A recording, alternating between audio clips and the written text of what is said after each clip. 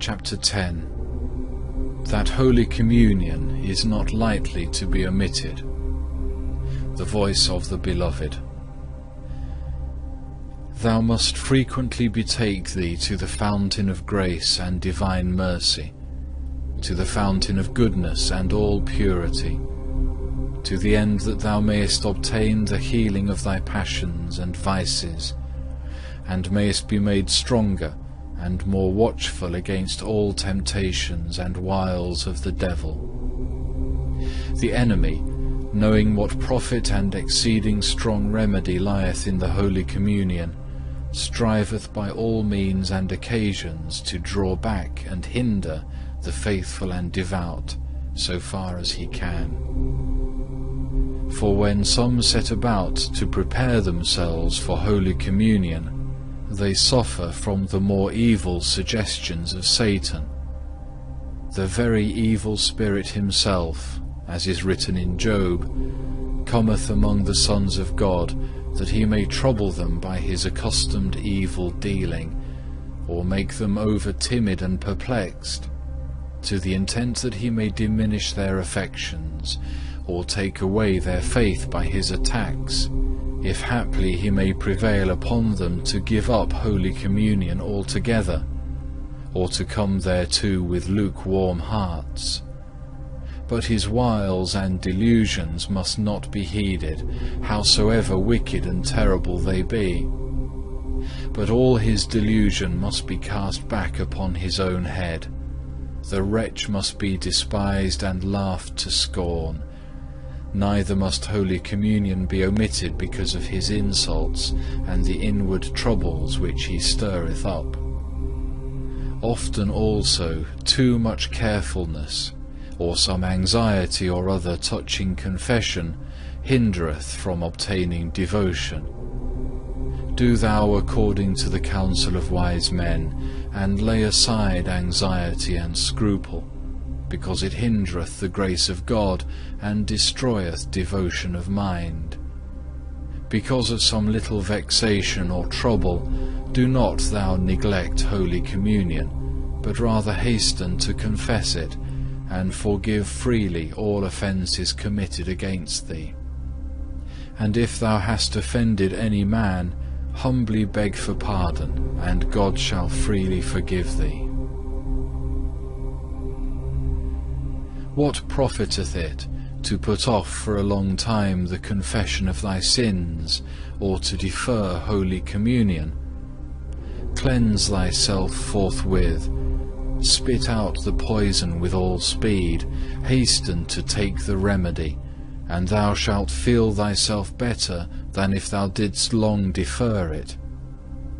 If today thou defer it on one account, tomorrow perchance some greater obstacle will come, and so thou mayest be long time hindered from communion, and become more unfit. As soon as thou canst, shake thyself from thy present heaviness and sloth, for it profiteth nothing to be long anxious, to go long on thy way with heaviness of heart, and because of daily little obstacles to sever thyself from divine things. Nay, it is exceeding hurtful to defer thy communion long, for this commonly bringeth on great torpor. Alas, there are some, lukewarm and undisciplined, who willingly find excuses for delaying repentance, and desire to defer Holy Communion, lest they should be bound to keep stricter watch upon themselves. Alas, how little charity, what flagging devotion have they who so lightly put off Holy Communion! How happy is he, how acceptable to God, who so liveth, and in such purity of conscience keepeth himself, that any day he could be ready and well inclined to communicate, if it were in his power, and might be done without the notice of others. If a man sometimes abstaineth for the sake of humility, or some sound cause, he is to be commended for his reverence.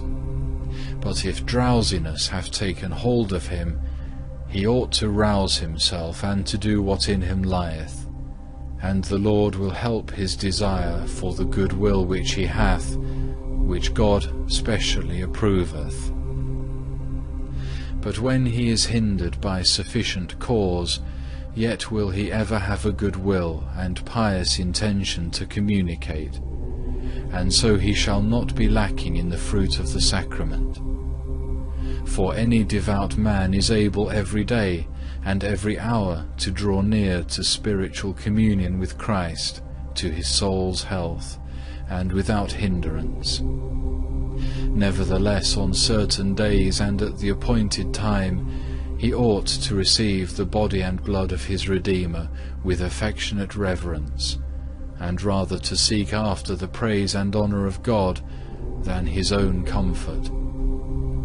For so doth he communicate mystically, and is invisibly refreshed, as he devoutly calleth to mind the mystery of Christ's incarnation and his passion, and is inflamed with the love of him.